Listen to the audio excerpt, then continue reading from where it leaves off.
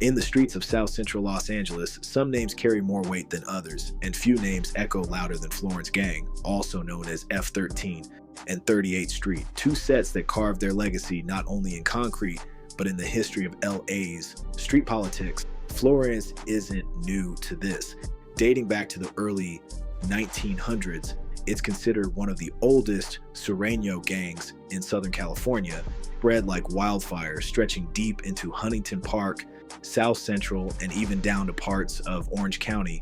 They weren't just active, and they were territorial, strategic, and aggressive.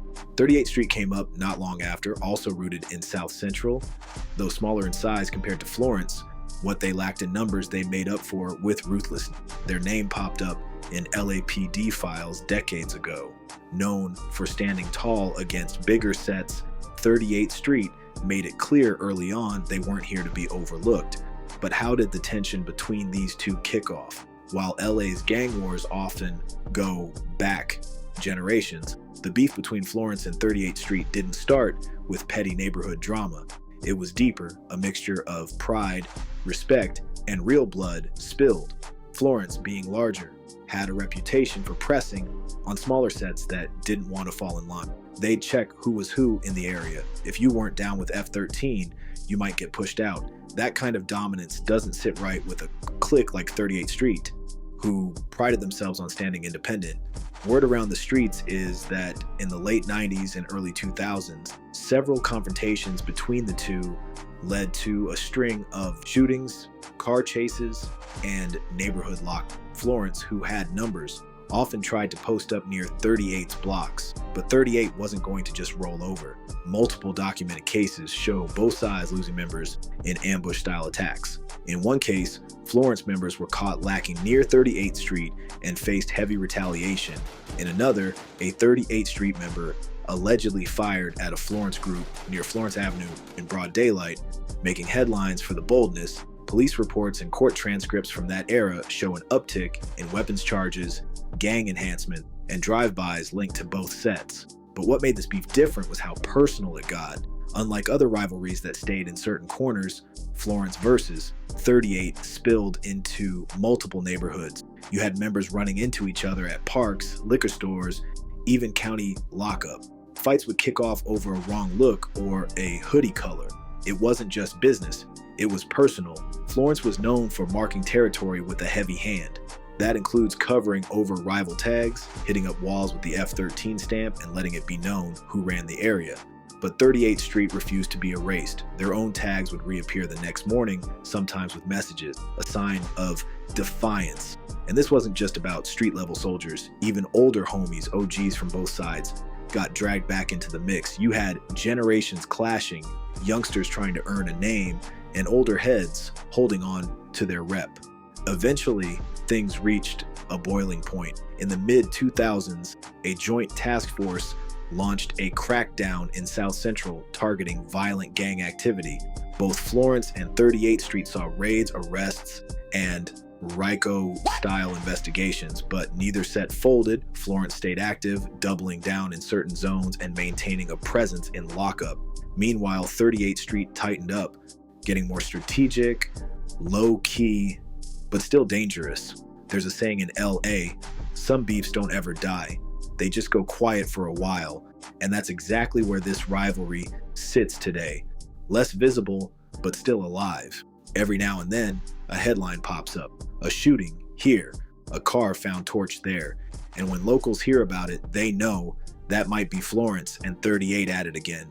Despite attempts at peace in the past, neither side has fully let it go. Too much history, too many bodies, too much pride. Today, both sets continue to exist in their stronghold. Florence remains one of the largest Sureño gangs. 38th Street, though smaller, is still considered one of the most fearless. And while younger generations might not know every chapter of the feud, the streets remember, the corners remember, the walls still talk. The landscape has shifted, but the story hasn't ended. In recent years, Florence gang has seen large-scale legal pressure. One major federal indictment in 2024 charged dozens of F13 members with crimes ranging from drug trafficking and extortion to multiple homicide. Those cases revealed evidence of illegal firearm narcotics, including fentanyl, and cash flow that cross neighborhood lines. When arrests happen like this, everything tightens. Cops on the corners, rumors in community centers, OGs keeping tabs, but it also changes how both sets operate. On the 38th Street side, resilience has become their hallmark. They've lost members, they've lost territory in some zones. Yet, time and again, they adapt. Rumors often point to younger members stepping up quietly, less flashy, more cautious, using tunnel routes, avoiding public shows of force, working behind the scenes. Where once drive-bys would dominate, now it's often spray paint, posted videos, social media provocations. And those provocations, they carry weight. A disrespectful video post or a tag over a mural can lead to retaliation just as immediately as a bullet. Culture plays a powerful role. Graffiti tags saying 38 or F13 still appear, sometimes with messages. Don't forget, respect. Murals remember the fallen. Music, especially local artists, mention the tension, the balance between pride and grief. Youth in those neighborhoods often grow up hearing stories from older siblings or cousins about nights they couldn't sleep, about hiding in homes during crossfire because Florence or 38 shot up the block. Public schools hold assemblies, counselors try to intervene, local nonprofits run art workshops, peace walks in neutral zones, but these are rarely big enough to shift the narrative alone.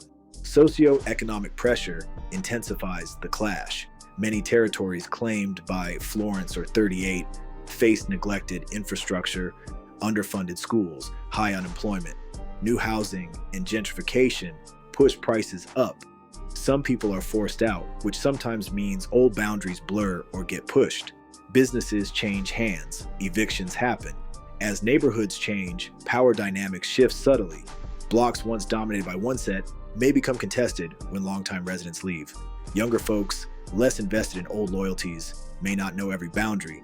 Sometimes they cross lines simply by not knowing. Law enforcement continues to try methods both harsh and humane.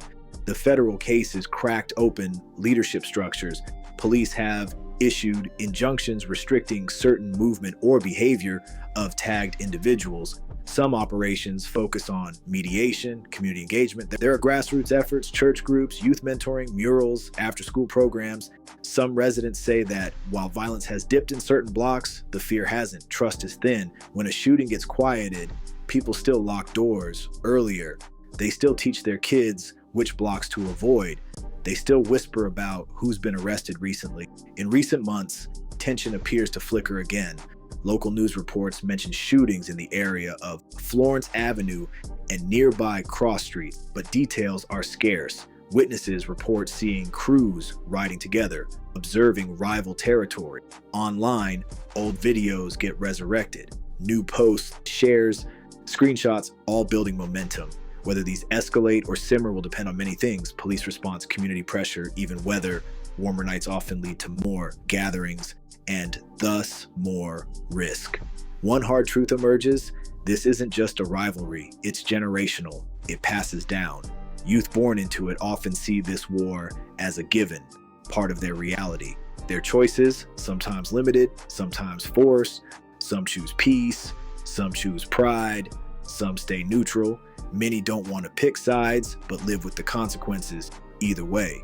So what if peace isn't the goal, but survival is? What if people shift focus from territory to safety, from respect through fear to respect through understanding? What if the walls that divide could be used to paint murals instead of serve warnings? What if those same streets that remember loss also carry hope? This is where the story stands now. Contested, painful, alive. Neither side has fully won.